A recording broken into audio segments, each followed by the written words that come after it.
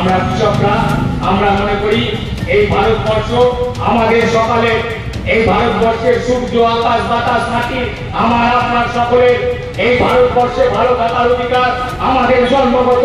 এই ভারতবর্ষের জন্য আমাদের বাপ দাদা 14 পুরুষ রক্ত দিয়েছে এই ভারতবর্ষকে স্বাধীন করবার জন্য। এই বানিয়া থেকে নদিয়া পশ্চিমবঙ্গের অসংখ্য কৃষক, অসংখ্য শ্রমিক তারা রক্ত দিয়েছে, জান দিয়েছে, মান দিয়েছে। আগস্ট মাসে আসলে ভারতবর্ষ স্বাধীন হয়েছে 1947 সাল। কত বছর হয়ে যাবে?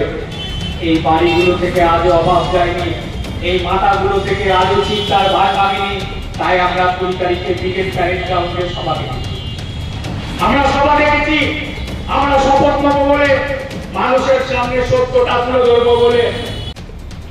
সম্প্রতি যোগ্য শিক্ষকদের বাতিল এবং আগামী 20 এপ্রিল ব্রিগেড প্যারেড গ্রাউন্ডে রাজ্য এবং কেন্দ্র সরকারের নানান অরাজকতার বিরুদ্ধে প্রতিবাদ জানাতে আজ নদিয়ার পলাশীপাড়া থানার অন্তর্গত বারনিয়া বাজারে সিপিআইএম এর পথসভা। রাজ্যের সমস্ত প্রান্তিক কৃষকদের ব্রিগেড প্যারেড গ্রাউন্ডে যেতে বলছে, তার কারণ গোটা পশ্চিমবঙ্গের কৃষক সমাজ ভালো নেই, ফসলের দাম নেই। আবার কিছু ফসলের দাম এমন কমেছে, যেমন এই সিজনে টমেটো জমি থেকে আমরা তুলতে পারলাম না, এত কম দাম, দামের দাম উঠল না। কৃষক এখন তার ফসলের দাম পাচ্ছে না, সার বীজ কীটনাশকের দাম হো হো করে বেড়ে যাচ্ছে, কোনো সুরা নেই। আপনাদের এখানে একটা এমএলএ দিয়েছেন, তার সম্বন্ধে যত না বলবো ততই ভালো। রাজ্যের আইনসভা বিধানসভায় আলোচনা নেই, পার্লামেন্টে দিল্লিতে কোনো আলোচনা নেই। কৃষক যতদিন যাচ্ছে নিঃশেষ হয়ে যাচ্ছে, কৃষক পরিবারগুলো, তাদের সন্তানগুলো, তাদের স্বপ্নগুলো ধূলিসাৎ হয়ে যাচ্ছে। ভালো নেই, শ্রমিকরা ভালো নেই, এ রাজ্যের শ্রমিকরা ভালো নেই, ভারতবর্ষের শ্রমিকরা ভালো নেই। আর কেন্দ্রে নরেন্দ্র মোদী সরকার ব্রিটিশ আমল থেকে যে সংকট ছিল ছোট বড় 50-এর কাছে, সমস্ত সংকটগুলো কমিয়ে ছোট্ট একটা সংকট বাড়িয়েছে, ওতে শ্রমিকদের স্বার্থ নেই। কি বলা আছে সংকটে? যে এতদিন পর্যন্ত মালিক যদি কোনো শ্রমিককে 8 ঘন্টার বেশি খাটাতো, গায়ের জোরে পারত না। পৃথিবীর 3 ভাগ জল 1 ভাগ স্থল, তাই পানীয় জলের অভাব নেই, কিন্তু বিশুদ্ধ পানীয় জল একটাই, বৃষ্টি অ্যাকোয়া। প্রতি ফোঁটায় আনে তৃপ্তি, মেটায় তেষ্টা। বৃষ্টি অ্যাকোয়া, বিশুদ্ধ পানীয় জল।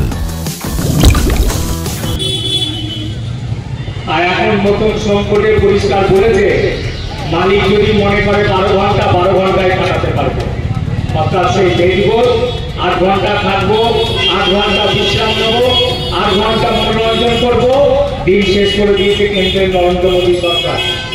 কাজ নেই, কৃষকদের যেমন কাজ নেই, শ্রমিকদেরও কাজ নেই। এখান থেকে আপনি হস্তঘাট যাবেন, এখান থেকে কৃষ্ণনগর যাবেন। 11 সালে যখন বামফ্রন্ট সরকারটা ছিল, তখন যদি দেখেন পাটের কুইন্টাল 3000 টাকা, 3500 টাকা, 4000 টাকা। মুসুরি যে জায়গায় কুইন্টাল দাঁড়িয়েছিল, যারা ব্যবসা করেন জানেন, 4000 5000 খুব একটা বাড়িনি। শস্য এক জায়গায় দাঁড়িয়ে, ধানের বস্তা বাড়িনি 1100-1200 টাকা বস্তা। আর সেই কৃষক যখন বাজার থেকে চাল কিনতে আজকে দাঁড়িয়ে 63 টাকা কেজি, কে জবাব দেবে? বানিয়া পর্যায়ে যারা ভোটের সময় এসে বলে বামাটি মানুষের সরকার, পঞ্চায়েতে ওই দলকে নির্বাচিত করলে এই এলাকার মানুষের সমস্ত সমস্যা সমাধান করবে, করেনি, পারেনি, বলে না কথা। নিজের সম্পদ, নিজের সন্তানের ভবিষ্যৎ, নিজের পরিবার সেই নির্বাচিত। এমএলএ বলে না, এমপি বলে না, কোথা থেকে হবে? আপনার সন্তানের পড়াশোনা খরচ 2011 সালে যা ছিল আর 4 গুণ। যে ওষুধটা যেভাবে কিনতে আজ 100 গুণ দাম বেড়ে গেছে। বাসে করে যাবেন তেহট্টঘাট কৃষ্ণনগর, আগে 5 টাকা ভাড়া থাকলে এখন 30 টাকা। আপনার মোদী সেই বাম আমলে যেখানে দাঁড়িয়েছিল 300 350 সামান্য বেড়েছে বাবারই, 400 450 টাকা ইনকাম করতে গেলে দাম ছুটে যায়। এই জন্য কৃষক, এই জন্য শ্রমিক, এই জন্য মাঠের ক্ষেত মজুর, এরা 20 তারিখে ব্রিগেড প্যারেড গ্রাউন্ডে ডাক দিয়েছে। আর এরা মনে করি ব্রিগেড প্যারেড গ্রাউন্ডে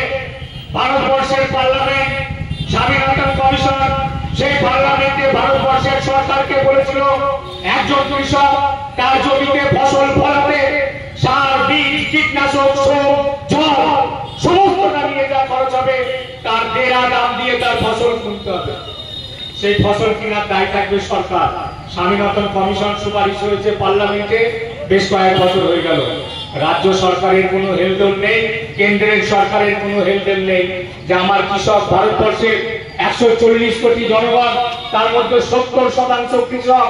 এই 70% বাড়িতে যদি আমি আলো জ্বালাতে যাই, সুখ চাই, শান্তি চাই, টিভিতে ফলাও করে প্রচার করে ভারতবর্ষে আছে দিন আছে, সুদিন আছে, আর আমরা কৃষক সভা, ক্ষেত মজুর, আমরা মনে করি ভারতবর্ষ ভালো থাকা মানে ভারতবর্ষের 140 কোটি মানুষ ভালো থাকা, ভারতবর্ষ উন্নতি করা মানে ভারতবর্ষের 140 কোটি মানুষের উন্নয়ন। আরে দেশ মানে তো বর্ডার অবশ্যই, দেশ মানে সীমারেখা অবশ্যই। আমাদের গরিব মানুষের কাছে দেশ মানে আমার সন্তান, একটা ছোট্ট পরিবারে দেশ মানে আগে আমার ছেলে, আগে আমার মেয়ে। দেশটা সুখ দেখতে গিয়ে আমরা আমার সন্তানের মুখে সুখ দেখতে চাই। এইটা আমরা মনে করবার জন্য 20 তারিখে ব্রিগেড প্যারেড গ্রাউন্ডে সভা রেখেছি। আমরা ব্রিগেড প্যারেড গ্রাউন্ডে সভা রেখেছি। ভারতবর্ষের পার্লামেন্টে বলেছিল একজন অসংগঠিত ক্ষেত্রের শ্রমিককে প্রতিদিন যেটুকু প্রোটিন, যেটুকু ফ্যাট, গায়ে যে কয় গজ কাপড় লাগে, যেটুকু রিক্রিয়েশন দরকার, 18,000 টাকার নিচে বেতন একজন শ্রমিককে দেওয়া যায় না।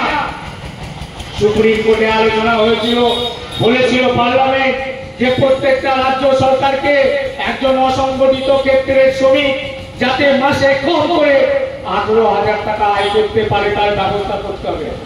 বলেছে নাকি আপনাদের আমাদের রাজ্য সরকারটা, করেছে নাকি কেন্দ্রের সরকারটা? না, একটা সরকার করেছে। এই একটা রাজনৈতিক দল, একটা পলিটিক্যাল সিস্টেম আপনার ফসলের দাম হবে কিনা ঠিক করে দেয়, আপনার শ্রমের দাম বাড়বে কিনা ঠিক করে দেয়, আপনি ভালো থাকবেন কিনা ঠিক করে দেয়। আপনাকে লড়াইয়ের ময়দানে নামতে হবে। এমনি এমনি হবে না। কোনো বাচ্চা যদি না কাঁদে তার মা দুধ দেয় না। রাজপথে নামতে হবে। রাজপথে না নামলে কোনো অধিকার এমনি এমনি দেয়নি। ইতিহাসে এমনি এমনি কোনো কিছু আদায় হয় না। আর আপনারা বাইনা এলাকার মানুষ, এইরকম গোটা নদিয়া জেলা পশ্চিমবঙ্গ থেকে আমরা শ্রমিক, কৃষক, ক্ষেত মজুর সেদিন ব্রিগেড প্যারেড গ্রাউন্ডে গিয়ে আমরা শপথ গ্রহণ করব। আমরা যখনই পাড়ায়, মোড়ে, হাটে, বাজারে সমস্ত জায়গায় আলাপ আলোচনা করি, সারা দিনের কাজ ক্লান্তি শেষে যখন আমার বেকার সন্তানের মুখটা দেখি, আমার বিবাহ সম্পন্ন মেয়েটার মুখটা দেখি, আমি ক্ষুদ্র দোকানদার, আমার ব্যবসা বাণিজ্য হচ্ছে না সেইটা বুঝি, আমরা যখন মনে মনে প্রাণ করি যে রাজ্যের যে সরকারটা আছে এই সরকারটা আসলে কৃষকদের না, এই সরকারটা শ্রমিকদের না, এই সরকারটা ক্ষেত মজুরদের না, এই সরকারটা ছোটখাটো দোকানদারদের না। আর আমরা যখন ভাবি আগামী দিনে আমরা এই বানিয়া পঞ্চায়েতে এমন একটা দলকে আনবো যে দল আমাদের কথা ভাবে, এখান থেকে এমন একজন এমএলএ কে পাঠাবো যে এমএলএ ফসলের দামের কথা বলবে, যে এমএলএ বলবে কলেজগুলোতে যাতে পড়াশোনা হোক, যে এমএলএ ওষুধের দাম কমানোর জন্য লড়াই করবে, যে এমএলএ রাস্তাঘাটের জন্য লড়াই করবে, যে এমএলএ বানিয়া হসপিটালে ডাক্তার কি করে আসবে সেই লড়াই করবে। এমন একটা এমএলএ চাই, আমার এমন একটা এমপি চাই যে এমপি দেশ মানে মনে করবে আমার বাড়ি, যে এমপির কাছে দেশ মানে আমার সন্তান, আমার হাড়ি, আমার বাজারের ঝোলা, আমার ফসলের দাম। ঠিক তখন দিল্লি আর কলকাতা, দিল্লির নরেন্দ্র মোদী সরকার আর কলকাতার মমতা ব্যানার্জির সরকার হিন্দু মহল্লায় গিয়ে, মুসলমান মহল্লায় গিয়ে আমাদের মস্তিষ্কের সাথে খেলাধুলা করে যায়।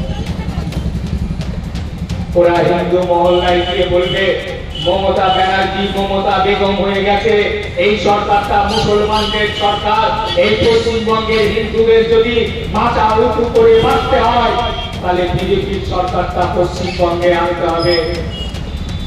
আর দিল্লি থেকে, উত্তরপ্রদেশ থেকে এমন নেতাদের আনবে যে নেতাদের ক্লাস হয় দিল্লিতে। এনআরসি নিয়ে কি বলতে হবে, কোন পশু নিয়ে কি বলতে হবে, মানুষ নিয়ে কি বলতে হবে, বাংলাদেশ পাকিস্তান নিয়ে কি বলতে হবে, মুখস্থ করে এসে যখন ওগুলো আপনার বক্তব্য সবাই বলবে। এবিপি আনন্দ 24 ঘন্টাকে কোটি কোটি টাকা দিয়ে রাতে লাইভ প্রচার করার জন্য ওই বক্তব্যগুলো, আর ওই বক্তব্যগুলো যখন সংখ্যালঘু মানুষরা শুনে ভয়ে শিখতে যায়, তখন রাত্রের অন্ধকারে তৃণমূল নেতারা মুসলিম মহল্লায় ঢুকে বলবে বিজেপিটা বাড়ছে, বিজেপি বাড়া মানে মুসলমানদের বিপদ। আর এই বিজেপিকে যদি কেউ রুখতে পারে, নবান্নের 14 তলায় নীল সাদা শাড়ি পরে একজন মহারানী বসে আছে। এই পশ্চিমবঙ্গের সংখ্যালঘু সম্প্রদায়ের মানুষকে বাঁচতে হলে ওই মহারানী নীল সাদা রাজপথে লড়াই করতে হয়। সংখ্যালঘুদের স্বার্থ নিয়ে লড়াই করতে গেলে বার্মিয়ার সংখ্যালঘু সম্প্রদায়ের মানুষকে না, সংখ্যালঘু সম্প্রদায়ের উপর একের পর এক যে আক্রমণ আসছে সেইটা নিয়ে লড়াই করতে হবে। আমি তৃণমূল কংগ্রেসের নেতৃত্বদের শ্রদ্ধা করি বলছি, এরপর বার্মিয়া এলাকায় কোন তৃণমূল কংগ্রেসের নেতা যদি রাজ্য সরকারের উন্নয়ন নিয়ে ভোট চাইতে যায়, উন্নয়ন হয়েছে কি না হয়েছে ভাববেন, আর কি উন্নয়ন হয়েছে আমরা বলবো। আর ধর্মের নামে ভোট চাইতে গেলে আর যদি বলে মমতা ব্যানার্জি সংখ্যালঘু সম্প্রদায়ের মুসিয়া, তাকে বসিয়ে চা বিস্কুট খাইয়ে পাখার হাওয়া খাওয়াতে খাওয়াতে কয়েকটা প্রশ্ন জিজ্ঞাসা করবে, অবশ্যই তাকে অসম্মান জানিয়ে না, সম্মান জানিয়ে। বাবরি মসজিদের রায় বার হয়ে গেল, 500 পাতার উপর রায়। রায় বার হওয়ার সঙ্গে সঙ্গে আমাদের all India secretary Sitaram Yechury, আমাদের পশ্চিমবঙ্গের তৎকালীন সম্পাদক বর্তমান সম্পাদক মোহাম্মদ সেলিম সাংবাদিকদের সামনে তাদের বক্তব্য প্রেস করে দিল বাবরি মসজিদের রায়। একটা কথা আপনাদের এমএলএ, একটা কথা তৃণমূল কংগ্রেসের এমপি, একটা কথা মুখ্যমন্ত্রীর পাবেন না, অসম্ভব। আমি চলে যাওয়ার পর গুগলে সার্চ করবেন মোহাম্মদ সেলিম বাবরি মসজিদের রায় নিয়ে কি বলেছে, সীতারাম ইয়েচুরি বাবরি মসজিদের রায় নিয়ে কি বলেছে, সঙ্গে সঙ্গে দিয়ে দেবে। মমতা ব্যানার্জি, মহুয়া মিত্র, মানিক বাবু বাবরি মসজিদ নিয়ে একটা কথা বলেনি। সংখ্যালঘুর স্বার্থ নিয়ে লড়াই করবে, সংবিধানের 370 নম্বর ধারা। আরে বার্মিয়ার একটা সংখ্যালঘু সম্প্রদায়ের বাড়িতে মমতা ব্যানার্জি সংখ্যালঘুর বসিয়া বুঝাতে বুকে কলজে লাগে না। 370 নম্বর ধারা যখন লাগু হলো, গোটা কাশ্মীরটা শ্মশান। বার্মিয়াতে কারো বললে বেতুয়াতে তার আত্মীয় বাড়িতে খবর যেত না, নেটওয়ার্ক নেই, টেলিফোন নেই, টিভি নেই। গোটা কাশ্মীরটাকে জেলখানা করেছে আমাদের এমএলএ কাশ্মীরের ইউসুফ তারিগানি। গৃহমন্ত্রী হলো আমাদের অল ইন্ডিয়া সেক্রেটারি, প্রয়াত সত্ত্বেও সীতারাম ইয়েচুরি সুপ্রিম কোর্টে গেল, হেভিয়াস কর্পোরাসে মামলা করলো। সুপ্রিম কোর্টের পারমিশন নিয়ে কাশ্মীর গেল, কাশ্মীর থেকে ফিরলো, দিল্লিতে দাঁড়িয়ে প্রেস কনফারেন্স করে বললো 370 ধারার নাম করে গোটা কাশ্মীরে কি হচ্ছে। ওই যারা সংখ্যালঘু সম্প্রদায়ের বাড়িতে মমতা ব্যানার্জি সংখ্যালঘু সম্প্রদায়ের মুসিয়া বলে প্রচার করে, তাদের প্রথম চাটা ফুরিয়ে গিয়ে আর এক কাপ চা দেন, সম্মানের সাথে জিজ্ঞাসা করেন, একটা বক্তব্য দেখান 370 নম্বর ধারা। কেন্দ্রের স্বরাষ্ট্রমন্ত্রী অমিত শাহ মুজাফফরনগর বলে দিল্লিতে একটা জায়গা আছে, অমিত শাহ ভোট সংখ্যালঘু সম্প্রদায়ের বাড়ি দোকান যখন ভেঙে ঘুরিয়ে দিচ্ছে, 1 ঘন্টা এমএলএ এমপি পাঠিয়েছে 30টার কাছে পশ্চিমবঙ্গ থেকে দিল্লিতে।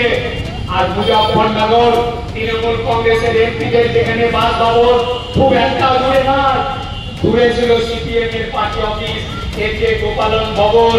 ভোট পাওয়ার সঙ্গে সঙ্গে বুলডোজারের সামনে যে মহিলাটা এসে শাড়ির আঁচল মাথায় বেঁধে দাঁড়িয়েছিল, তার নাম বিন্দাতারা। সবথেকে বড় English medium school JRS public school, প্রায় 35 বিঘা জমির ওপর গড়ে উঠেছে বিশাল ক্যাম্পাস। নার্সারি থেকে শুরু করে উচ্চ মাধ্যমিক, ITI college, law college, BEd college, ভর্তি চলছে। JRS public. আপনি কোথায় ইনভেস্ট করবেন, কেন করবেন, বুঝতে পারছেন না তো? সঠিক গাইডলাইন পেতে আজই আসুন নদিয়ার চাকদাতে নিবেদিতা প্রাইভেট লিমিটেডে। Nivedita private limited, marketing and distribution service. Balcony বা সিঁড়ির রেলিং, মডিউলার কিচেন বা ড্রয়িং রুম, এক কথায় আপনার স্বপ্নের বাড়িকে করে তুলুন আরো সুন্দর। Chakda ply centre, gorgeous look বা কোয়ালিটি সবেতেই number 1। Chakda ply centre, Chakda ply centre, KBM, Chakda, Nadia. হোমওয়ার্কটা করেছো? হ্যাঁ স্যার। এ বাবা, ভুল করেছো কেন? চোখে কেমন ঝাপসা দেখছি, লিখতে আর পড়তে খুব সমস্যা হচ্ছে। চাকদার মডার্ন অপটিক্স থেকে ভালো চোখের ডাক্তার দেখিয়ে নাও। প্রতিদিন প্রকৃত চোখের ডাক্তার ও দৃষ্টি বিশেষজ্ঞ মডার্ন অপটিক্স, চাকদহে। স্যামসাং, জিও, রিয়েলমি, নদিয়ার একমাত্র অথরাইজড ডিস্ট্রিবিউটর ঘোষ কমিউনিকেশন, থানার মোড়, Chakda, Nadia. Chakda aluminium centre, ply, কাঁচ, laminates, kitchen fittings, door lock, window ও অ্যালুমিনিয়ামের খুচরো ও পাইকারি বিক্রেতা। চাকদা অ্যালুমিনিয়াম সেন্টার, পূর্বলালপুর 50 নম্বর রেলগেটের পাশে, চাকদা, নদিয়া। ভাবছেন 3 স্টার ক্যাটাগরিতে কাটাবে? রুম রে মাত্র 1500 টাকা থেকে স্টার, খাওয়া দাওয়া রিজনেবল প্রাইস। নদিয়ার একমাত্র 3 স্টার ক্যাটাগরি হোটেল এনবি সোনার বাংলা হোটেল, কল্যাণী এইমসের ঠিক উল্টো দিকে, কল্যাণী, নদিয়া।